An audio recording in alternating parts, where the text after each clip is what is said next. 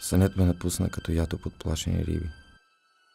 Полуспящ се потопих в чаша кафе и с първата глътка се почувствах превъден, а цигарата ми донесе необходимото настроение. Винаги влизам в рисуването с много енергия. Трябва спокойно да изчакаш своята вълна и да се оставиш да те отведе там, където дори смъртта е само повод за съзерцание. Картината има стойност в момента на своето създаване. После е само пощенска картичка от далечно плаване.